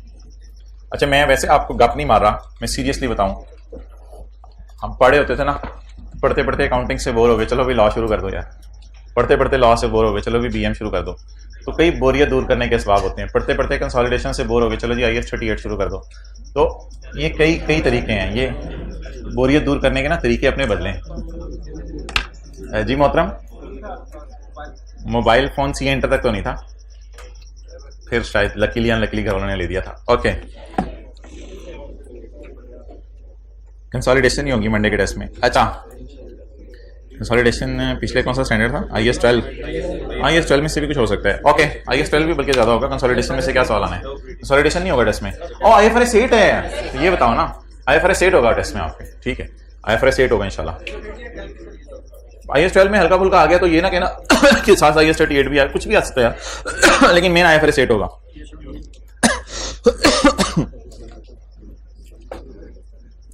वॉल्यूम बंद है ना।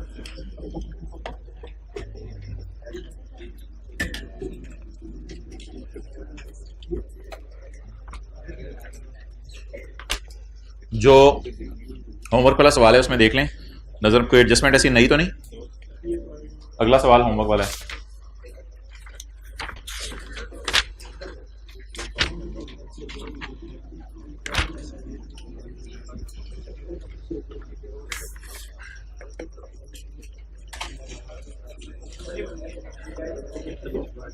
अच्छा यार, मुझे ये बताएं कि अगर कभी आपको जिंदगी में किसी का कोई ऑपरेशन करवाना पड़े, कोई आपको गरीब बंदा मिले, ऑपरेशन करवा दे मेरा, तो गुर्दों का किसी चीज का कर लो यार, दिल का कर लो, हार्ट सर्जरी कर लो, कुछ कर लो, तो आप जो है वो क्या करेंगे? दानिश, इंपॉर्टेंट सवाल पूछ रहा हूँ भाईजान, सारे उधर मुतवज्जे हो जाएं। आप क्या करेंगे डॉक्टर ढूंढेंगे, कंसोलिडेशन ही शुरू कर देंगे। वो कह रहे कोई कंपनी ढूंढूंगा जो कंसोलिडेशन करवा के पैसे दे दे मुझे। अच्छा, तो आप क्या करेंगे? डॉक्टर ढूंढेंगे, और डॉक्टर को ढूंढते हुए किन चीजों का ध्यान रखेंगे? अच्छा, आप डॉक्टर के वर्क पे रिलाई करेंगे तो उसको रेफर करेंगे ना। डॉक्टर के वर्क पे अगर रिलाई नहीं करेंगे तो उसको रेफर नहीं करेंगे। भाईजान ओ भाईजान, उस क्लास में सिलेबस की बातें हो रही हैं, आप समझे थे मैं जिंदगी के सिनेरियो शुरू कर दी हैं। ओ हाथ धो गए, मेरे पास टाइम नहीं है सिलेबस में। अच्छा, तो आप क्या करेंगे? रिलाई करेंगे डॉक्टर के वर्क पे, उसकी रिप्यूट कहां से पता चलाएंगे? मार्केट में जाएंगे, मार्केट में अपना हार्ट पेश करेंगे पहले जरा ऐसे तो कर पर। अच्छा, एक्सपर्टाइज देखेंगे, लोगों से मशवरे लेंगे, और इन द एंड उसको कोई डिस्क्लेमर वगैरह भी देंगे कि मरीज को कुछ हो गया, मेरी जिम्मेदारी नहीं, मैंने कोशिश कर ली है। डिस्क्लेमर तो पहले देंगे ना, डिस्क्लेमर तो वो देगा, आप भी देंगे भाईजान मैं पैसे लगा रहा हूं, तुझे फलां डॉक्टर के पास भेज रहा हूं, अपने नाम से भेज रहा हूं। इन द एंड आप उसे मरीज को कहेंगे भाईजान कुछ हो गया ना, तो मैंने तो कोशिश की थी कि डॉक्टर तुझे अच्छा ढूंढ के दूं, लेकिन फिर भी अगर जैसे अब्बू कहें भाई छोटे भाई के लिए ट्यूशन के लिए जो है वो कोई टीचर ढूंढो, आप ढूंढ ढांड के ले आए, लेकिन अब्बू को एंड पे ये भी कहते हैं अब्बू मैंने तो अपनी तरफ से कोशिश कर ली है, बाद में छोटे के साथ कुछ हो गया और उसका पेपर खराब हो गया मेरा कसूर नहीं है। ठीक है जी, ओके। अच्छा, अब आप मुझे ये बताएं, चलें छोड़ें, अगले सवाल का जवाब दें। आपको अगर जिंदगी के किसी मौके में ऐसा करना पड़ जाए कि आप फंस जाएं, कोई रास्ता ना हो निकलने का, हर तरफ आपको जो है वो मुश्किलात नजर आ रही हो, हर तरफ आपको मसाइब नजर आ रहे हो, हर तरफ आपको जो है वो परेशानियां नजर आ रही हो, और भाईजान अटेंटिव हो जाएं, तो आप क्या करेंगे? आप बड़ों से मशवरा करेंगे, अल्लाह से दुआ करेंगे, बड़ों से मशवरा करेंगे। हो सकता है बड़ों में आपके कोई असातिज़ा हो जाएं, हो सकता है बड़ों में आपके कोई चचा ताया हो जाएं, वालिदैन हो जाएं, उनसे आप मशवरा करेंगे। और अगर कोई ऐसा खतरनाक बात होगी तो किसी लॉयर को हायर कर लीजिएगा, लॉयर से पूछ लीजिएगा भाईजान मैं फंस गया हूं, बड़ा ही परेशान हूं, क्या करूं यार, मुझे बता दो इससे कैसे निकलूं। और अगर कुछ ना बन पड़े तो आप जिस जगह बैठे होंगे उस जगह छोड़ के निकल जाएंगे, यार मैं जा रहा हूं, मेरे से ये मसला हैंडल नहीं हो रहा। ठीक है, तो कई ऑप्शंस आपके पास हैं, लेकिन ये आखिरी वाली जो ऑप्शन है आपने सबसे आखिर में एक्सरसाइज करनी है कि आप किसी बात से तंग आ गए दोस्त की और आप क्लास ही छोड़ के चले गए, ये बात बाद में करना है, आपने ये नहीं करना है, बड़ा रिस्की काम है। इन द एंड आपने ये कर लेना है। ठीक है जी, समझ आ गई बात? तो एथिक्स के हमारे 2 पेज रहते थे, वो हो गए हैं। अच्छा, कितने लोगों को पता चला ही नहीं था कि एथिक्स हो रहा है? हाथ खड़ा करें यार। आप समझ रहे थे IAS 38 रिवाइज हो रहा है?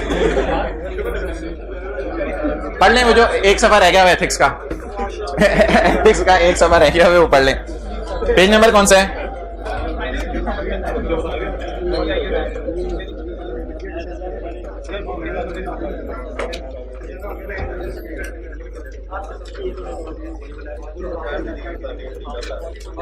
Page number 468।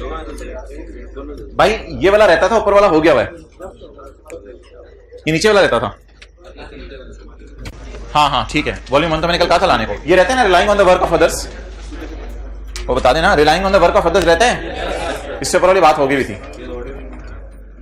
A chartered accountant who intends to rely on the work of others, for example internal person, आपके ऑर्गेनाइजेशन का बंदा भी हो सकता है जिस पे आप रिलाई करें।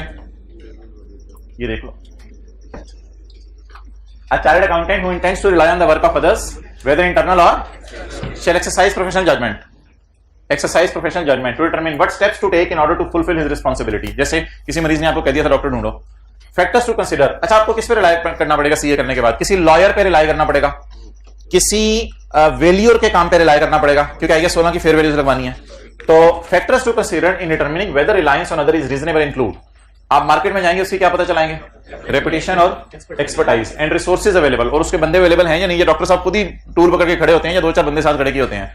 Resources available to the other individual और ऑर्गेनाइजेशन, हो सकता है वो इंडिविजुअल हो सकता है पूरा डॉक्टर हॉस्पिटल ही हो जहां आप उसको भेज रहे हैं। और वेदर द अदर इंडिविजुअल कौन है? बार-बार अदर इंडिविजुअल, अदर ऑर्गेनाइजेशन, वो डॉक्टर है ना, या फिर आपके केस में वो लॉयर है या वैल्यूअर है?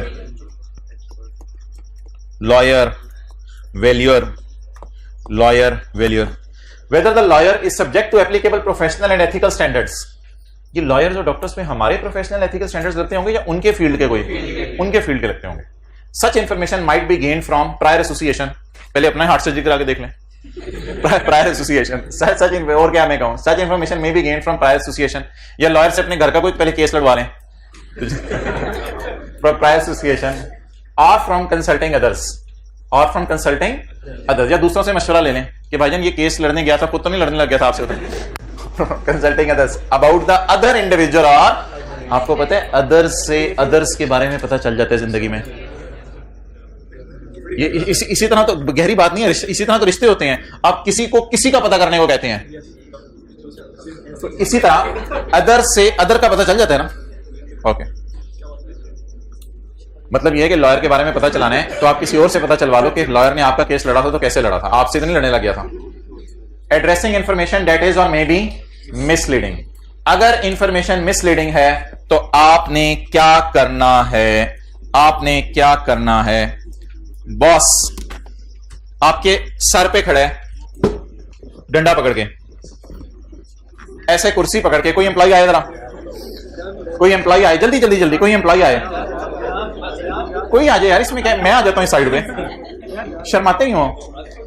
अब बॉस जो है वो एम्प्लॉय के पास खड़ा है और एम्प्लॉय को कह रहा है, एम्प्लॉय तेरी ऐसी की तैसी इंपेयरमेंट लॉस की, इधर हो, इंपेयरमेंट लॉस की एंट्री तूने नहीं करनी, ठीक है भाई, ये कह रहे हैं ठीक है, ये सफाई डिलीट कर दें।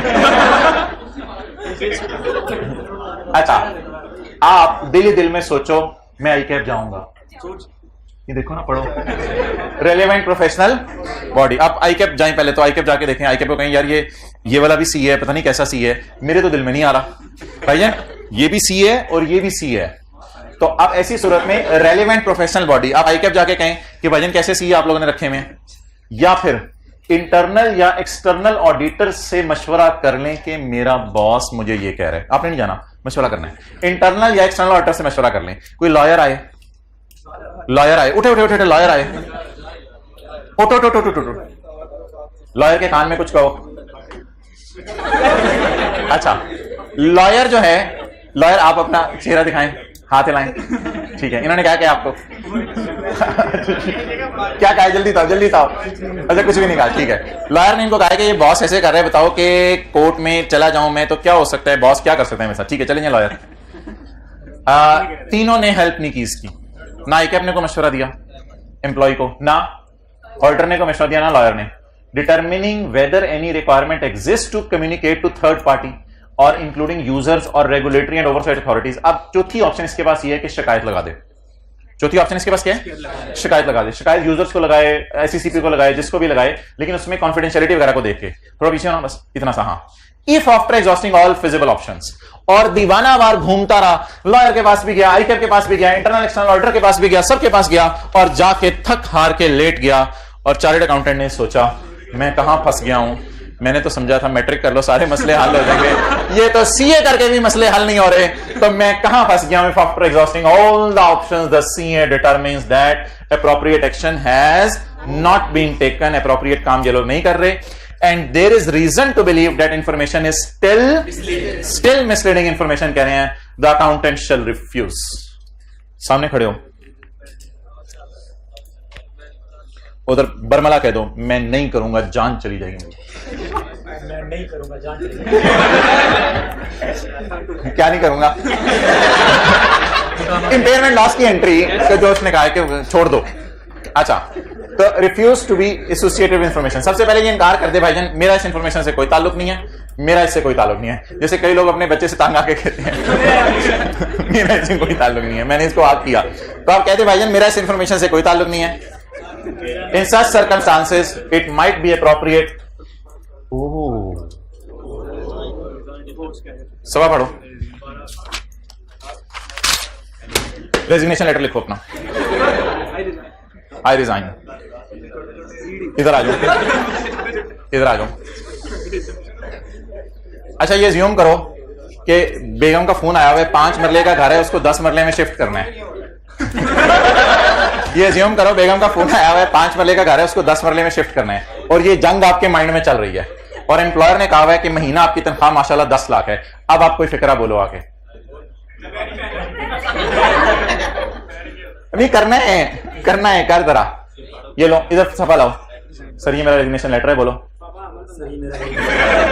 आप जो मुझे तनख्वाह 10 लाख दे रहे हैं वो आपको मुबारक हो, वो आपको मुबारक हो, मैं इस ऑर्गेनाइजेशन में नहीं रह सकता, मैं चटनी के साथ रोटी खा लूंगा, मुंह तो रखो, मैं चटनी के साथ रोटी खा लूंगा, मैं 5 मरले से 2 मरले में शिफ्ट हो जाऊंगा, मैं 2 नंबर लोगों के साथ नहीं रहूंगा, चलो बैठ जाओ। In such circumstances it might be appropriate for a CA to resign from the employing organisation. अब आप वहां से रिजाइन कर दें, लेकिन ना ये आईकैप कह रहे हैं इस गम में ना घर जाके आपने अपनी डायरी खोलनी है, घर जाके ना अपनी डायरी खोलें और आज के दिन की ना पूरी कारगुजारी लिखें, क्या क्या हुआ आज के दिन की ना पूरी कारगुजारी लिखें उस डायरी में कि क्या हुआ क्या आपके साथ, क्यों अथरू रुक नहीं रहे। The chartered accountant is encouraged, ICAP कहते हैं मैं आपको इनकरेज कर रहा हूं, वेल डन, आपने बड़ा अच्छा काम किया। एक काम आप और कर दो, लिखना शुरू करो, जरा लिखना शुरू करो अपनी डायरी में, अपने लिए लिखना शुरू करो फैक्ट्स, क्या हुआ था। द अकाउंटिंग प्रिंसिपल्स इन्वॉल्व, किस अकाउंटिंग प्रिंसिपल, आईएएस 36 पे बहस चल रही थी। The communications and parties with whom matters were discussed, ICAP के पास गया, लॉयर के पास गया, सबके पास गया। मैंने तो चुप करके शहबाज शरीफ को भी कॉल लगा दी थी, वो तो उठाई नहीं उसने, कहते मैं तो पता नहीं कहां कहां गया, तो मैं तो सबके पास गया। The courses of action considered, courses of action ये थे कि एक तो मैं सीढ़ियों से छलांग मार देता, एक ये था कोर्स ऑफ एक्शन, उसे में आके दूसरा कोर्स ऑफ एक्शन ये था कि मैं रिजाइन कर देता, ये मेरे पास कोर्सेज थे। और इन सबको सामने रखने के बाद मैंने सोचा कि मैं अटेम्प्ट करता हूं एड्रेस करने की मैटर को बाय रिजाइनिंग, मैं रिजाइन करके अटेम्प्ट करता हूं। ये सारा आपने एक डायरी पे लिख देना ताकि कल कल को आके आपको एम्प्लॉयर आपका पकड़े या कोई बंदा भी पकड़े तो आप ये ना कि मुझे भूल गया था क्या हुआ था, क्योंकि कई दफा हो जाता है पता ही नहीं चलता क्या हुआ था। तो आपको ये ना भूल गया हो कि क्या हुआ था, तो इसलिए डॉक्यूमेंटेशन कर लें तो बातें याद रह जाती हैं, क्योंकि आपको फिर याद नहीं आ रहा होगा बॉस ने क्या कहा था और फलाने क्या कहा था। तो ये सेफगार्ड्स हैं, ये क्या हैं, सेफगार्ड्स। सेफगार्ड्स क्या मतलब, वायरस से बचने के तरीके नहीं। सेफगार्ड्स का क्या मतलब है बोले, जब आप ऑर्गेनाइजेशन में किसी ऐसी जगह फंस जाएं जहां से आप निकल ना सकें, तो फिर ऐसी सूरत में मैं आपको कई मिसालें दी थी, जिंदगी में मुश्किलात आ गई, मसाइल आ गए, आप कहीं नहीं निकल पा रहे, बड़ों से मशवरा करें, वो जो सारी बातें की थी, तो फिर आपने ऐसा करना है। ये तो ऐसी उसने तमहीद बांधी हुई है। When a chartered accountant knows or has reason to believe that information with which accountant is misleading, accountant shall take appropriate actions to resolve the matter. Actions include discussing concerns. मेरे ख्याल से तो ये वाली बातें लिखेंगे ना तो शायद ये लिखनी ना पड़े, इनमें से फिर मैं देख लेता हूँ कौन सी एक्स्ट्रा बता देता हूँ। Discussing concerns that information is misleading with CA's superior, अपने सुपीरियर के पास चले जाएं, appropriate level of management के पास चले जाएं, डायरेक्टर्स वगैरह, those charged with governance, directors के पास चले जाएं, CEO के पास चले जाएं, and requesting such individuals to take appropriate action, और उन्हें कहें कि यार मेरा बॉस CFO जो है बड़ा 2 नंबर बंदा है, इसको सही कर लें वरना कुछ हो जाना है, full stop. Such action might include, इसमें यह भी शामिल है हैविंग द इंफॉर्मेशन करेक्टेड, आप उनसे इंफॉर्मेशन करेक्ट करवाएं कह के, if the information has already been disclosed, और अगर पहले ही यूजर को आप बता चुके हैं कोई 2 नंबर बाद, तो इंफॉर्मेशन को आप करेक्ट कराने की रिक्वेस्ट करें। कंसल्ट, किसी दिन बात करेंगे इसमें से क्या क्या सवाल आ सकते हैं। Consulting the policies and procedures of employing organisation, आप कई दफा ना ऑर्गेनाइजेशन में जहां ज्यादा फटे होते हैं ना, 400-400 500 एम्प्लॉइज होते हैं, तो उन्होंने तरीका बनाया होता है कि डिस्प्यूट को रिजॉल्व कैसे किया करेंगे। तो consulting the policies and procedures of employing organisation, जहां आप नौकरी कर रहे हैं, फॉर एग्जांपल एन एथिक्स और whistle blowing policy. Whistle blowing होता है सीटी बजाना, यानी शिकायत लगाना, विसल ब्लोइंग को अंडरलाइन शिकायत लगाना।